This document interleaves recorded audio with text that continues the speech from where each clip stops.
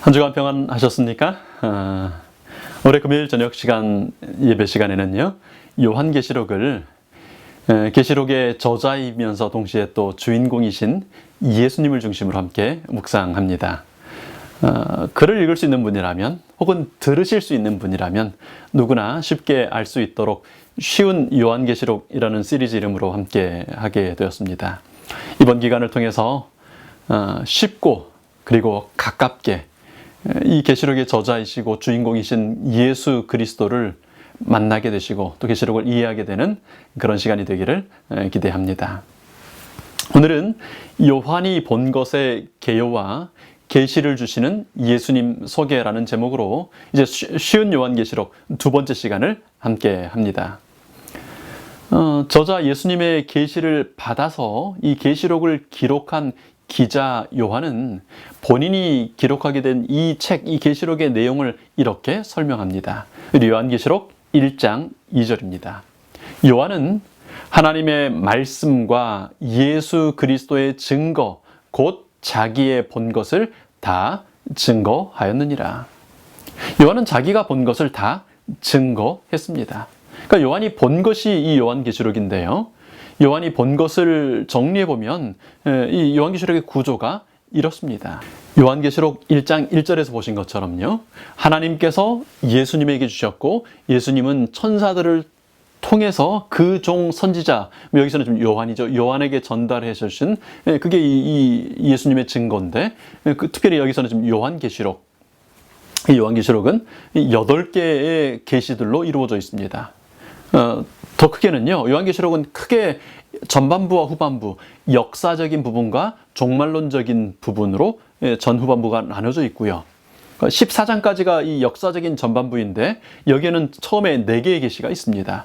15장부터 22장까지가 종말론적인 그 계시인데 나머지 4개의 계시가 나옵니다. 그래서 4개, 4개, 총 8개의 계시가 나오고요. 여러분, 문화와 언어마다 특징이 있는데 한국말은 끝을 잘 들어봐야 되고요.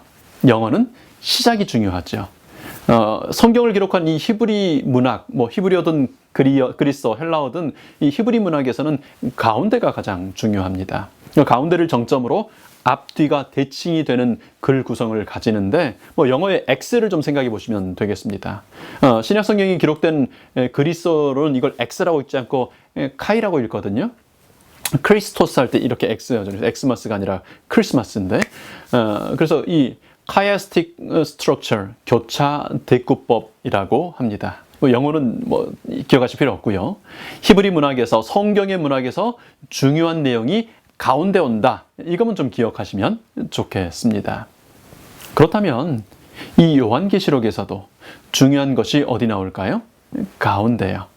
12, 13, 14장, 이 부분입니다. 요한이 봤던 것을 조금 더 자세히 8개의 계시로 좀 나누어 정리해 보면, 여러분 지금 파워포인트에 보시는 것처럼 이렇게 되는데, 교차대꾸법에서는 핵심이 되는 중점을 중심으로 앞, 뒤가 대칭이 돼서 A, A-B, B-C, C-D, D- 이렇게 대칭이 되도록 되어 있습니다. 그러니까 첫 번째 계시와 8번째, 두 번째와 7번째, 세 번째와 5번째, 네 번째, 5번째, 이렇게 되어 있다는 것이죠. 성경 전체도요, 이런 그림이 있습니다. 성경의 첫 2장, 창세기 1장, 2장이죠. 성경의 마지막 2장, 요한계시록 21장, 22장, 죄 없는 낙원, 죄 없는 낙원이 나옵니다. 잃어버린 낙원, 회복된 낙원이 나오죠. 세 번째 장, 죄의 시작이 나오고요. 요한계시록의 끝에서 세 번째 장은 19장에는 죄의 끝, 두 잔치 이야기, 심판의 이야기가 나옵니다. 죄가 시작됐고 죄가 끝났고요. 네 번째 장에는요, 그 죄 때문에 시작된 선악의 대쟁투의 시작, 가인과 아벨을 이야기를 통해서 대쟁투의 시작 얘기가 나오고요. 끝에서 네 번째 책에는 그 시작된 싸움, 대쟁투의 종말, 심판에 관한 이야기, 바벨론 파멸에 관한 이야기가 나옵니다. 이런 식으로요, 첫 번째와 끝에서 첫 번째, 두 번째와 끝에서 두 번째, 이런 식으로 쭉 정리가 되는 거죠. 분량은 그렇지 않습니다만 시간적으로 보면 그 중간에 뭐가 있는 거예요? 예수님의 십자가가 있는 거죠. 그러니까 교차대꾸법으로 보면 요한계시록의 핵심적인 내용은요, 여기 D라고 되어 있는 선악의 대쟁투입니다. 하나님과 그분의 성도들을 반대하는 악의 세력들을 소개하는 내용입니다. 요한계시록은 선과 악의 대쟁투 속에 살고 있는 우리의 현재 상황, 그리고 악의 존재, 마침내 하나님의 궁극적인 승리를 소개하는 계시입니다. 많은 분들이요, 어떤 일이 일어나면 어떻게 하나님이 있다면 이럴 수 있냐고 묻는데, 사실 그 내용 자체가 사단에게 해당되는 것을 알지 못해서 오해할 때가 있습니다. 사단을 알지 못하면요, 하나님을 오해합니다. 하나님의 궁극적인 승리를 알지 못하면요, 낭망하고 넘어지고 시험에 빠지게 됐죠. 이 대쟁투에 관한 내용은 정말 중요한 요한계시록의 핵심이며 성경 전체의 핵심적인 내용입니다. 그럼 그 핵심적인 내용을 조금 더 자세히 좀 살펴보겠습니다. 요한계시록 12장, 13장, 14장이라고 그랬잖아요. 12장은 먼저 전 우주의 죄의 역사, 죄와 하나님 사이의 싸움의 역사를 소개합니다. 1차 전쟁이 하늘에서 있었어요. 선과 악의 전쟁이 하늘에서 있었고요. 2차 전쟁은 십자가에서 영과 사람으로 오신 예수님. 3차 전쟁은 이제 중세 암흑시대 동안의 교회. 4차 전쟁은 예수님 오시기 직전에 그 여자의 남은 자손들과 영의 싸움으로 소개됩니다. 싸움이 있다면 두 당사자가 있겠죠. 그러니까 12장에 이 선과 악 사이의 전쟁 얘기를 소개했으니까 이어지는 13장 그리고 14장에는 그 양쪽 당사자들을 소개합니다. 먼저 13장에는 사단의 세력이 소개됩니다. 사단은 바다에서 올라오는 복합 짐승, 유럽의 그 강대국들, 그리고 땅에서 올라오는 새끼양 같은 짐승인 미국, 마침내 짐승의 우상을 세우고 짐승의 표 666을 강요함으로 하나님의 백성들과 싸웁니다. 하나님 어떻게 싸우실까요? 14장에 가면요, 14만 4천의 구원받은 무리들이 어린 양과 함께 시온산에 서 있습니다. 예수님의 심판하는 장면이 나오고요. 그리고 그 중간에 14장의 중간에는 날아가면서 신속히 온 세상에 전파하는 영원한 복음, 그리고 새 천사가 소개됩니다. 정리하면 사단은 세상 왕국들과 힘을 가지고 싸우고요. 하나님께서는 분명한 구원과 심판에 대한 소망, 그리고 복음으로 싸우십니다. 이게 요한계시록의 핵심입니다. 이 핵심적인 내용이요, 이제 앞에서는 역사적인 부분으로, 뒤에서는 종말론적인 부분으로 또 다른 계시들로 설명되고 확장되는 것입니다. 이런 관점을 가지고, 이런 핵심적인 이해를 가지고 요한계시록 전체 내용을 좀 간단히 살펴보면 요한계시록은 이렇게 구성이 되어 있습니다. 첫 번째가 A, 1번 A죠. 1장부터 3장까지 여러분 잘 아시는 7교회 계시가 나오죠. 그게 첫 번째 계시입니다. 전투 중에 있는, 투쟁 중에 있는 이 땅의 7교회입니다. 이것이 매칭되는 게 저기 마지막에 A-8번에 있죠. 요한계시록 21장과 22장에는요, 승리한 교회, 새 예루살렘이 소개됩니다. 새 하늘과 새 땅이요, 거룩한 도성 새 예루살렘, 영원한 승리를 거둔 교회가 장엄하게 소개되는 것입니다. 두 번째, B에 보면 4장 1절부터 8장 1절까지 7 인의 계시가 두 번째 계시로 나오죠. 이것은 역사 속에서 하나님의 구원 사업이 어떻게 진행되고 전진되는가를 보여주는데, 이것과 대칭되는 것이 7번 B-죠. 두 만찬의 잔치, 그리고 천년기가 소개됩니다. 7 인으로 소개된 역사 속에서 진행되던 하나님의 구원 사업이요, 마침내 어린 양의 혼인 잔치로 끝이 나고요. 그것을 거부한 사람들이 새들의 잔치, 심판의 잔치에 들어가는 것으로 끝납니다. 구원 역사의 하이라이트로 그리스도께서 재림하시고요. 투쟁하던 교회는 이제 하늘 성전에서 천년기를 보내며 심판하는 권세를 받습니다. 세 번째 부분은 이 C, 3번의 C인데 8장 2절부터 11장까지 소개되는 7 나팔의 경고 계시입니다. 여러분, 나팔절이 대속죄를 준비하기 위하여 있었던 것처럼요, 경고의 나팔이 불려지는 것이 C의 내용이라면, 뒤로 가시면 C-에서는 바벨론의 멸망이 나옵니다. 하나님께 심판받는 악의 세력들이 16장부터 18장에 소개됐죠. 그리고 이제 마지막으로 요한계시록의 핵심이라 그랬죠. 가장 중요한 D와 D-가 11장부터 16장에 그렇게 나오는데, 선악의 대쟁투, 하나님을 반대하는 자들에게 임하는 마지막 7 재앙, 이렇게 해서 8가지 계시가 구성이 되어 있습니다. 우리 표를 좀 사진 찍어 놓으시고요. 여러분 성경책을 읽으시다가 그 옆에 조그맣게 이 제목들을 좀 적어 놓으시면 성경을 보실 때마다 더 또 쉽게 기억하고 이해하실 수 있을 겁니다. 우리 지난 시간에 우리 말씀 나눈 것처럼 여러 번 듣고 또 읽다 보면 더 쉽고 가깝게 느껴지실 겁니다. 여러분, 요한이 본 것, 요한이 증거하여 이 계시록에 기록한 것은 하나님의 말씀과 예수 그리스도의 증거라고 여기 설명하고 있지 않습니까? 요한은 자기가 본 것을 기록했는데 그것은 하나님의 말씀과 예수 그리스도의 증거입니다. 다시 요한은요, 9절로 넘어가면 왜 자기가 이 반모라고 하는 이 척박한 바위 섬에 유배되어 있는지를 이렇게 그 이유를 설명하는데, 9절을 좀 보시죠. 나 요한은 너희의 형제여 예수님의 환난과 나라와 참음에 동참하는 자라. 하나님의 말씀과 예수님의 증거를 인하여 반모라 하는 섬에 있었더니. 여러분, 여기 지금 요한이 왜 반모섬에 잡혀와 있습니까? 뭘 잘못했기 때문에요? 무슨 죄목으로요?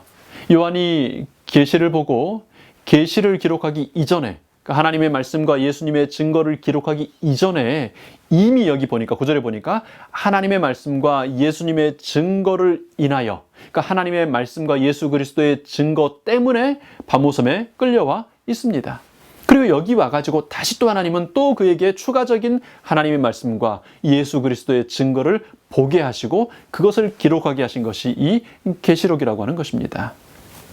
다시 한번 정리해보면 요한은요, 하나님의 말씀과 예수님의 증거를 전하고 살았습니다. 하나님의 말씀과 예수님의 증거를 전하는 일은요, 환난이었어요.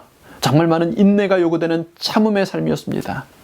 그러나 동시에 그 고통스러운 삶은 하나님의 나라에 동참하는 영광스러운 삶이기도 했습니다. 그러면 하나님의 말씀과 예수님의 증거를 전하는 게 뭐가 문제가 된다고 반모라는 섬에 유배를 시켰을까요?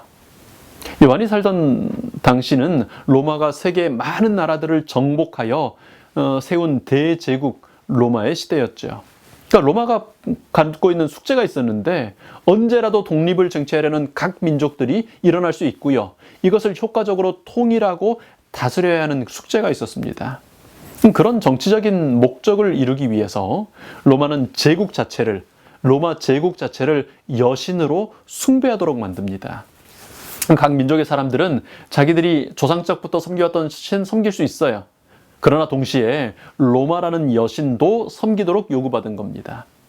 그리스 로마 신화 시대에는요, 다양한 신들이 존재하고 이렇게 섬기기 때문에 대부분의 사람들에게 전혀 문제되지 않았습니다. 로마 여신 숭배는 이제 황제 숭배로 더 진화해 갑니다. 다분히 정치적인 목적에서 제국 전체의 통일성과 평화를 기원하는 일이었기 때문에 대부분의 사람들이 그거 문제 삼거나 거기에 어려움을 겪지 않았습니다. BC 195년, 예수님 오시기 195년 전에는요, 서머나라고 하는 도시에 로마 여신을 위한 신전이 세워집니다. BC 29년에는 로마 여신과 함께 이제 황제를 신으로 숭배하는, 율리우스 황제를 신으로 숭배하는 합동 신전이 에베소라는 도시에 세워집니다. 당시 황제였던 아우구스투스는 죽은 선대 황제뿐 아니라 살아있는 자기 자신을 신으로 숭배하는 신전을 버가모에 건설하도록 합니다. 예수님 십자가 이후에 몇 년이 지난 AD 37년에 황제가 된 칼리쿨라라고 하는, 가이오스 칼리쿨라라고 하는 황제는 자신을 숭배하도록 했는데요, 여기에 숭배하지 않는 유대인들을 많이 죽입니다. AD 81년부터 96년의 황제였던 도미시안 황제는요, 자신을 신으로 숭배하는 일에 또 아주 열정적인 황제였습니다. 그때 명령이 모든 사람들은 1년에 한 번 이상 로마 여신 혹은 황제신을 모시는 신전에 와서요, 향을 피우며 예배해야 됐어요. 절을 하면서 가이사는 저의 주님이십니다라고 고백을 해야 됐어요. 그러면 이제 그걸 보고 증명서를 발급해줘요. 그 증명서가 있어야 다른 신을 섬기든 장사를 하든 어디 가서 정치적으로나 경제적으로 자유롭게 살 수 있는 것입니다. 그럼 많이 익숙한 그림 아닙니까?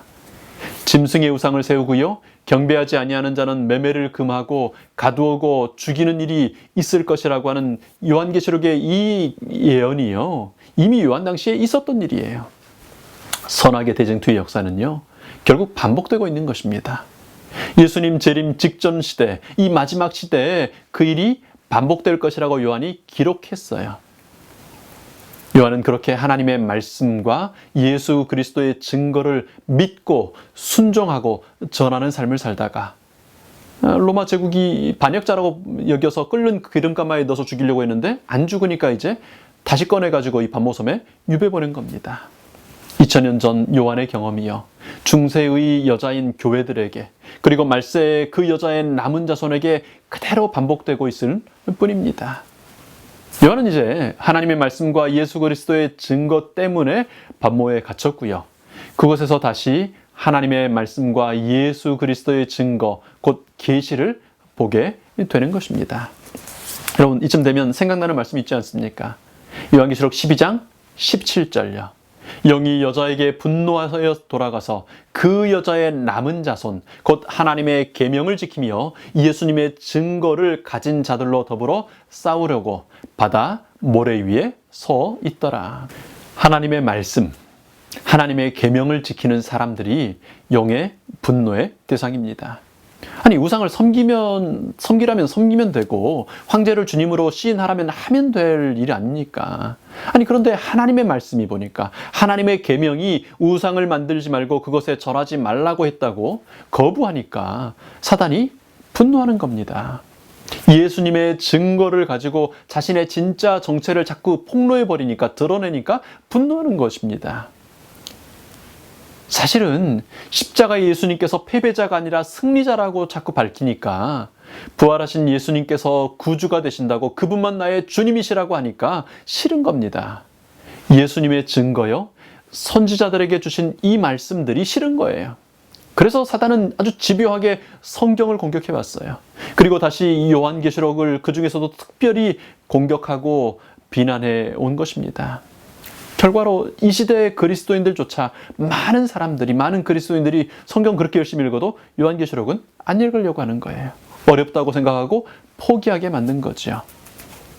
그 여자의 남은 자손은요, 사도 요한처럼 하나님의 말씀과 예수 그리스도의 증거를 가지고 지키고 순종하고 전하는 사람들입니다.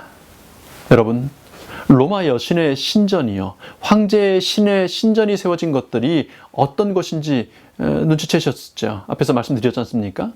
이 계시록의 수신자들이 되는 7 교회가 있던 곳이 그 신전들의 도시예요. 예수님께서는요, 짐승의 우상, 로마 여신과 황제의 신숭배의 신전이 세워진 곳에서 고통당하며 씨름하는 당신의 백성들을 위한 특별한 기별을 이제 예수님의 증거로서 요한에게 줘서 전달하게 한 겁니다. 요한은 그 예수님의 증거를 받아서 그것을 짐승의 우송으로 인하여 고통하며 위험 중에 있는 7 교회에 보내왔던 것입니다. 마찬가지로 사단은 다시 한번 이 마지막 시대에 짐승의 우상을 만들고 온 천하로 그것에 경배하도록 하겠다고 예언되어 있습니다. 누구든지 짐승과 그의 우상에게 경배하지 않고 그 표를 받지 않으면 매매를 하지 못하고 자유를 누리지 못할 거라고요. 여러분, 2000년 전 요한 당시 짐승의 표가 그것이었고요, 이 마지막 시대에 우리가 경험하게 될 짐승의 표가 또 이것입니다. 그렇다면 짐승의 우상이 세워지는 아시아의 7 교회에 예수님의 증거를 요한을 통해 주셨던 그 하나님께서 동일한 위험에 처한 이 말세 시대를 위한 또 다른 요한, 또 다른 선지자를 보내시고 예수님의 증거를 주실 것이라고 기대하는 것이 당연하겠습니까? 그렇죠. 그래서 여기 말씀에 그렇게 말씀하신 겁니다. 하나님의 계명을 지키고 예수의 증거를 가진 사람들이 있을 거라고요. 자비하시고 은혜로우신 하나님의 속성에 비추어 볼 때 그렇게 하는 것이 맞는 것입니다. 요한이 했던 또 다른 경험은 예수의 증거가 무엇인지를 아주 분명하게 우리에게 말해주고 있습니다. 우리 요한계시록 19장 10절로 넘어가시죠. 내가 그 발 아래 엎드려 경배하려 하니 그가 나더러 말하기를, 나는 너와 및 예수님의 증거를 받은 내 형제들과 같이 된 종이니 삼가 그리하지 말고 오직 하나님께 경배하라. 예수님의 증거는 대언의 영이라 하더라. 요한이 계시받고요. 너무 황송해서 자기도 모르게 앞에 있는 천사에게 엎드려 경배하려고 했어요. 그러자 천사가 급히 요한을 막으면서 말합니다. 나는 너와 및 예수님의 증거를 받은 내 형제들과 같이 된 종일 뿐이다. 그러니 나에게 경배하지 말고 오직 하나님께 경배해라. 예수님의 증거는 너도 알겠지만 대연의 영이다. 요한계시록 1장 1절부터 예수 그리스도의 계시가 예수님으로부터 천사들을 통해 선지자들에게 전달된다는 것을 우리가 봤지 않습니까? 그러니까 천사들도 예수님의 증거를 전달하는 종일 뿐입니다. 사람들 중엔 누가 그 일을 했어요? 요한 같은 사람요. 그 형제들, 진짜 동생 그 형제가 아니라 같은 사명을 가진 형제 선지자들요. 그들은 완벽하고 흠이 없는 사람들, 아주 위대한 사람들이란 말입니까? 신격화되고 숭배의 대상이 될 그런 사람들일까요? 아니요. 천사라도 숭배의 대상이 되면 안 돼요. 그저 예수님의 증거를 받아 전달하는 종일 뿐입니다. 전달자일 뿐인 거죠. 이 마지막 시대에, 재림을 앞둔 시대에, 선악의 대쟁투의 그 마지막 순간에 그 여자의 남은 자손들은 하나님의 계명을 지키는 사람들이 되라고 부르심을 받고 있습니다. 이 긴박하고 특별한 종말의 때예요. 그렇게 하나님의 계명을 지킬 수 있도록 예수님께서는 당신의 증거를 선지자를 통하여 주시겠다고 미리 약속하시고 예언하시는 것입니다. 예수의 증거가 뭐라고요? 대연의 영이요. 대신 말하게 하는 성령님의 감동하심이요. 하나님은 이 마지막 시대에 예수님의 증거를 전해줄 또 다른 그 한 선지자, 요한 같은 한 선지자를 보내시겠다고 약속하신 것이 이 예언의, 이 계시의 말씀인 것입니다. 처음에 우리가 쉬운 요한계시록이라고 했는데 오늘 구조를 살피고 역사적인 설명을 간략하게 하다 보니까 조금 어렵게 느껴지실 수도 있을 겁니다. 계속 반복해서 듣다 보시면 익숙해지실 테니까 걱정 마시고 듣고 또 들으시면 되겠습니다. 우리에게 용기가 되는 건요, 선지자 다니엘도 처음에 들었을 때는 이해를 못해서 수일 동안 알아놓은 적도 있습니다. 그러나 끝내는 이해를 하게 되지 않습니까? 하나님께서 우리를 도우실 것을 기대하면서 우리 계속해서 말씀을 연구하면 좋겠습니다. 자, 우리 다시 한번 확인합니다. 계시록은 누구에 관한 책이라고요? 예수 그리스도의 계시라고요. 그러니까 예수님을 소개하기 위하여 열린 책, 펼쳐진 책, 계시된 책, 열려진 책이 계시록입니다.